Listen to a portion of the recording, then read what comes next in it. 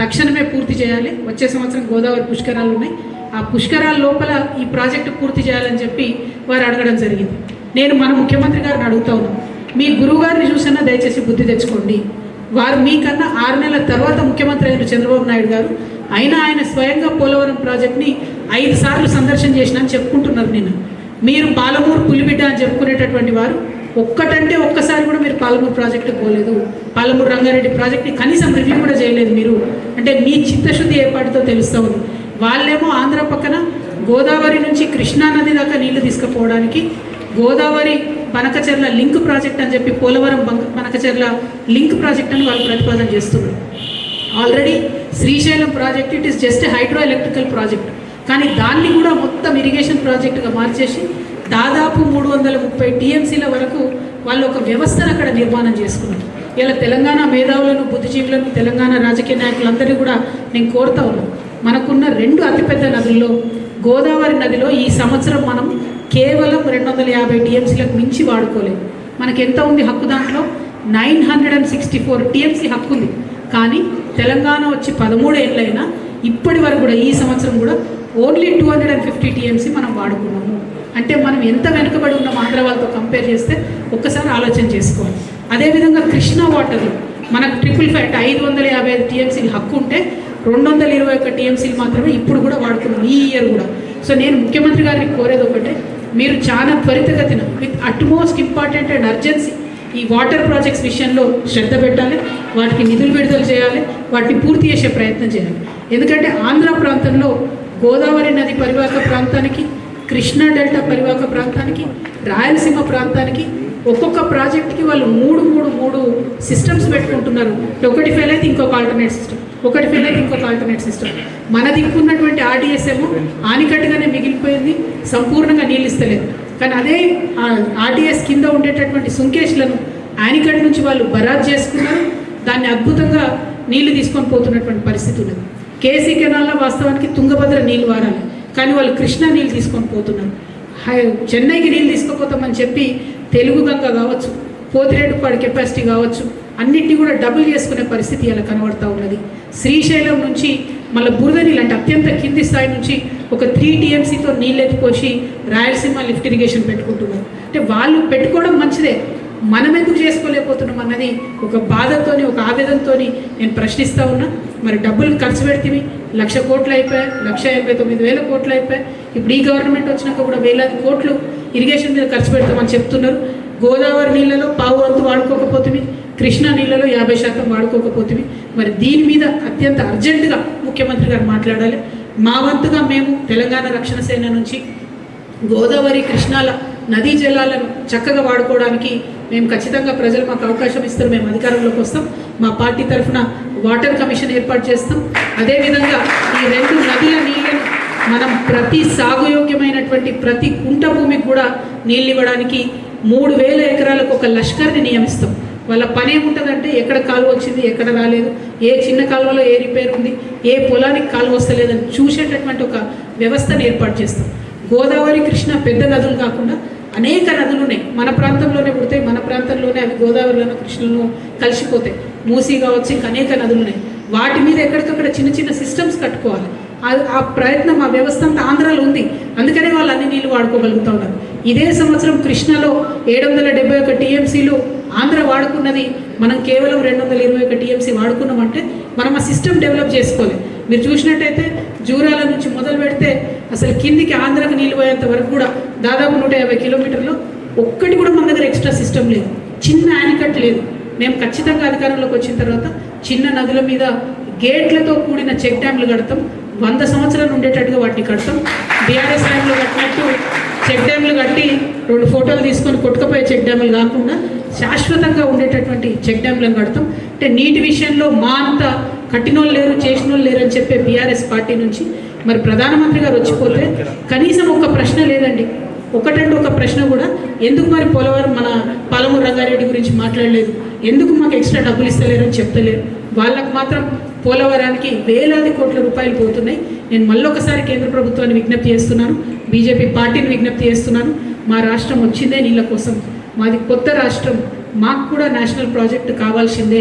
మీరు 16 ఇతర రాష్ట్రాల్లో ఇచ్చినట్టుగానే మా రాష్ట్రానికి కూడా నేషనల్ ప్రాజెక్ట్ హోదా ఇవ్వాలని చెప్పి మేము మరొకసారి డిమాండ్ చేస్తూ మీ అందరి దగ్గర కూడా నేను సెలవు తీసుకుంటున్నాను.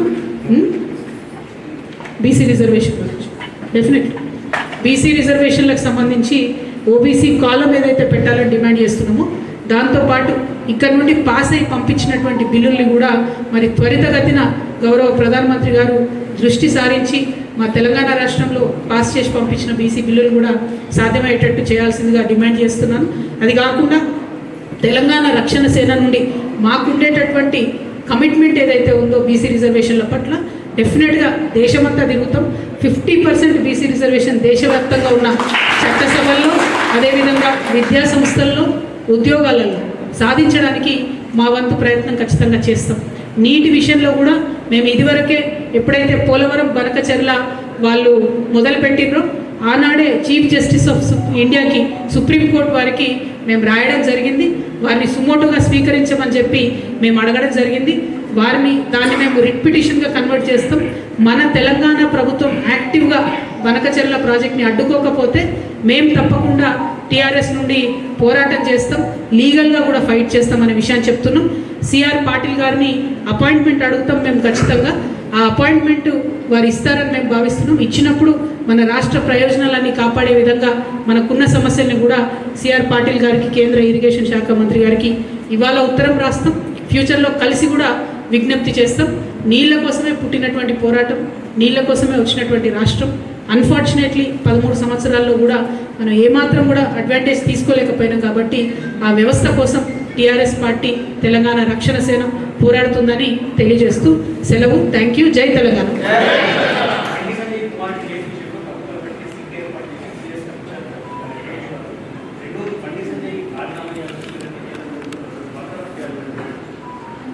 అంటే రాజీనామా బర్తరఫ్ అనేది ఏదైనా ప్రూవ్ అయితే వేరే విషయం. కాకపోతే వారు ఆ రోజు మీటింగ్కి వెళ్ళకుండా ఉంటే మంచి మెసేజ్ ఉండేది, మేము ఇన్ఫ్లుయెన్స్ చేస్తలేం అనే మెసేజ్ ఉండేది. మరి ఎందుకు పోయారు ఆ మీటింగ్ నాకు అర్థం కాలేదు. ఆ మీటింగ్ పోవడం వల్ల మాత్రం ఒక ఫీలింగ్ ఏమొచ్చిందంటే తెలంగాణ ప్రజలలో పెద్ద పెద్ద వాళ్ళ పిల్లలు ఏం తప్పు చేసినా కూడా చూసి చూడనట్టుగా పోతారనే ఫీలింగ్ వచ్చింది. అది కరెక్ట్ కాదు.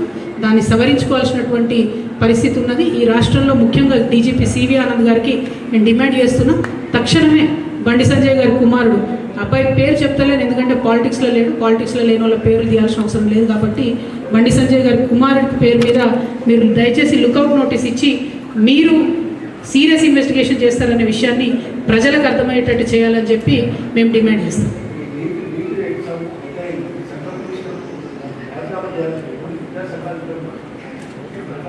అంటే ప్రధానంగా ఒకటండి, నిన్న నేను ఒక మన ఖాన్ సార్ ఉంటాడు, ఆయన ఒక మాట అన్నాడు. అంటే ఎంత బాధ అయిందంటే నీట్ కోసం ప్రిపేర్ అయ్యే పిల్లలు వాళ్ళు రాత్రి పగలు 24 గంటలు ప్రిపేర్ అవుతారు. వాళ్ళ టెన్షను, ఆ బైపీసీ పిల్లల బాధలు అయితే వర్ణనాతీతంగా ఉంటాయి. నేను కూడా మా ఇంట్లో పిల్లలు మా చుట్టాల బంధువులు చదువుతుంటే చూసిన చాలా ఘోరమైన పరిస్థితి ఉంటుంది.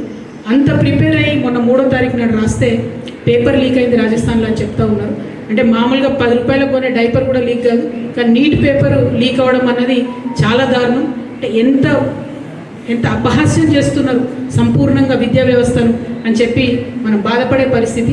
రాజీనామాలు చేయమని డిమాండ్ చేయడం కాదు, టెక్నాలజీ వాడుకోవాలి, పేపర్ లీక్ కాకుండా చూడాలి, పిల్లల్ని టెన్షన్ పెట్టద్దు. అంటే ఫ్యూచర్ ఆఫ్ ఇండియా వాళ్ళని టెన్షన్ పెట్టి మళ్ళీ ఎగ్జామ్ రాయి అంటే ఒకసారి పర్ఫామ్ చేసిన వాళ్ళు సెకండ్ టైం అదే రకంగా చేయాలంటే ఇబ్బంది ఉంటుంది. వారి మానసిక స్థితి కూడా చాలా డిఫరెంట్గా ఉంటుంది, తల్లిదండ్రుల మీద కూడా స్ట్రెస్ ఉంటుంది. కాబట్టి డెఫినెట్గా ఈ వ్యవహారాన్ని అత్యంత సీరియస్గా తీసుకోవాలి, టెక్నాలజీ వాడుకొని పేపర్ లీక్ కాకుండా కేంద్ర ప్రభుత్వం చూడాలని చెప్పి మేము డిమాండ్ చేస్తూ ఉన్నాం.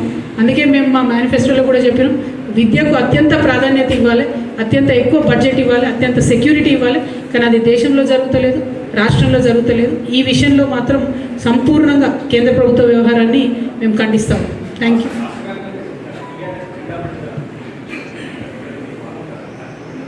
ఎస్, మేము ఈ మధ్యలో అంటే 28th లోపల ఒక్కసారి మళ్ళీ మా అన్ని జిల్లాలకు సంబంధించినటువంటి ముఖ్య బాధ్యత ఉన్నటువంటి వారందరినీ కూడా బాధ్యులందరినీ కూడా కలుస్తాం.